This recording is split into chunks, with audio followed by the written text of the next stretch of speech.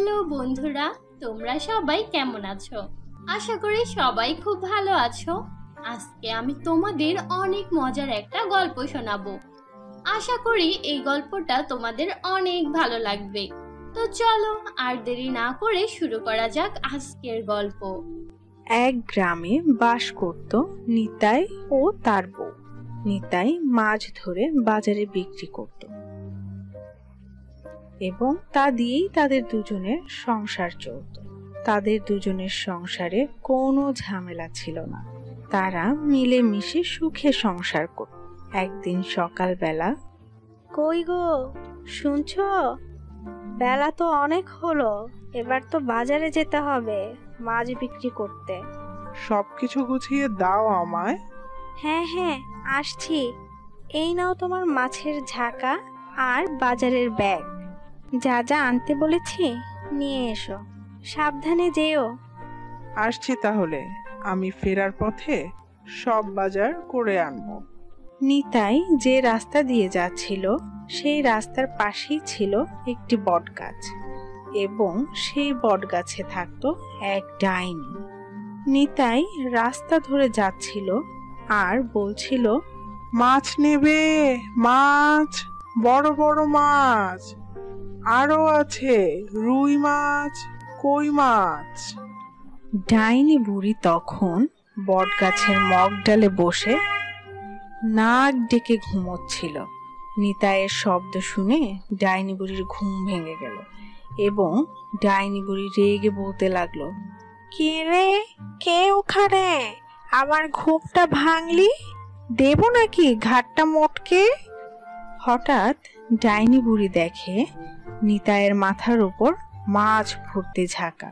ঝাঁকার ভিতরে মাছ দেখে ওর চোখ দুটো জল জল করতে থাকে এবং ডাইনি বুড়ি বলতে থাকে, আহা, কতদিন হয়ে গেল মাছ খাই না, আজ পেট ভরে মনের সুখে মাছ খাবো। ডাইনি বুড়ি গাছের উপর থেকে তার ঘাটটা লম্বা করে ঝাঁকা থেকে মাছ খেতে থাকে। কতদূর যাওয়ার পর নিতাই বলে, কি রে, কি ব্যাপার? আমার ঝাঁকাটা এত হালকা লাগছে কেন? তখন নিতাই ঝাঁকা নামিয়ে দেখলো তার ঝাঁকাতে কোনো মাছ নেই। সে মনের দুঃখে বলতে লাগলো, কে আমার সর্বনাশ করলো? আমার মাছগুলো কে চুরি করলো? এখন আমি কি করব? বাজারে বা করব কি করে? নিতাই কিছুক্ষণ পর মনের দুঃখে বাড়ি ফিরে গেল এবং তার বউকে সব খুলে বলল। সব শুনে তার বউ বলল, যা হবার তা হয়ে গিয়েছে, তুমি এ নিয়ে কোনো মন খারাপ করো না, চলো খেয়ে নেবে। পরদিন সকালবেলা নিতাই মন খারাপ করে বসে রয়েছে। তা দেখে নিতাইয়ের বউ বলল, কি গো, বসে রইলে যে, যাবে না মাছ বিক্রি করতে? কি আর যাব বলো, মাছ তো সব চুরি হয়ে যায়। কালকের বিষয় নিয়ে আর ভেবো না, মাছ না বিক্রি করলে সংসার চলবে কি করে? আজ আর এমন হবে না মনে হয়, তুমি সাবধানে যেও। ঠিক আছে। নিতাই আজও সেই রাস্তা দিয়ে যায় এবং আজও একই ঘটনা ঘটে। সে এবার খুব মন খারাপ করে এবং বাড়ি ফিরে গিয়ে বউকে সব ঘটনা খুলে বলে। পরের দিন সকালবেলা, কি গো, বসে আছো যে, মাছ নিয়ে হাটে যাবে না? না, আর মাছ বিক্রি করব না।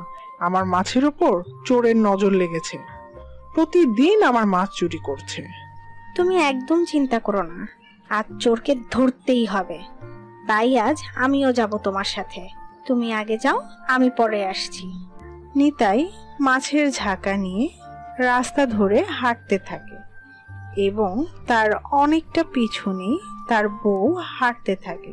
হাঁটতে হাঁটতে নিতাইয়ের বউ একটি গাছের আড়ালে চলে যায় এবং দেখতে পায়, বন্ধুরা, তোমরা তোমাদের নাম কমেন্ট বক্সে কমেন্ট করে জানাও। বটগাছের ডাল থেকে ডাইনি বুড়ি গলা লম্বা করে নিচে নেমে নিতাইয়ের ঝাঁকা থেকে মাছ খাচ্ছে। তাই দেখে নিতাইয়ের বউ বড্ড ভয় পেয়ে যায় এবং দ্রুত বাড়ি ফিরে আসে। নিতাই বাড়ি ফেরার পর ওর বউ বলে, সর্বনাশ, তোমার মাছ কোনো চোর চুরি করে না।